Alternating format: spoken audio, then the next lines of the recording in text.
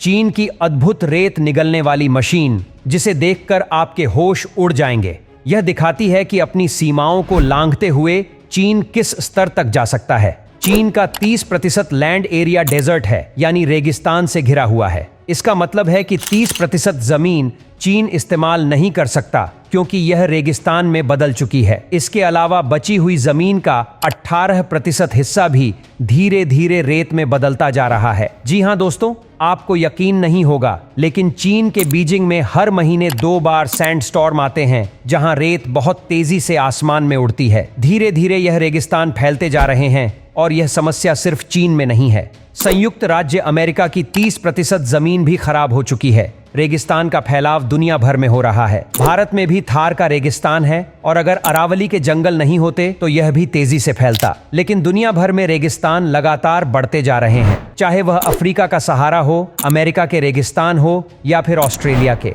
बरसात का पैटर्न बदल चुका है, जिससे खेती की जमीन कम होती जा रही है, और चीन इस बात को अच्छी तरह से जानता है। चीन ने एक अद्वितीय डेजर्ट मैनेजमेंट टेक्नोलॉजी विकसित की है, जिससे उन्होंने रेगिस्तान के फैलाव को रोकने में सफलता हासिल की है। उन्होंने ऐसी मशीनें बनाई हैं जो रेगिस्तान की रेत को ठोस बनाकर हवा में उड़ने से रोकती हैं, और इसमें खास फसलें उगाई जा रही हैं, जिससे धीरे धीरे जमीन उपजाऊ बन रही है। इस रेत निगलने वाली मशीन को एक मुहावरे के तौर पर भी देखा जा सकता है। चीन ने विशेष रोबोटिक मशीनें बनाई हैं जो रेत के ऊपर पौधारोपण करती हैं और धीरे धीरे रेत को मिट्टी में बदल देती है। इस प्रक्रिया के माध्यम से चीन ने अमेज़न के जितनी हरियाली अपने रेगिस्तानी इलाकों में फैला दी है। इस डेजर्ट मैनेजमेंट टेक्नोलॉजी को विकसित करने के लिए चीन ने विशेष रोबोट बनाए हैं, जैसे जुमंग 301 रोबोट, जिसे रेत को ठोस करने वाली मशीन कहा जा सकता है। यह एक बहुत ही महत्वपूर्ण कदम है, और चीन के वैज्ञानिकों द्वारा विकसित इस तकनीक का इस्तेमाल कर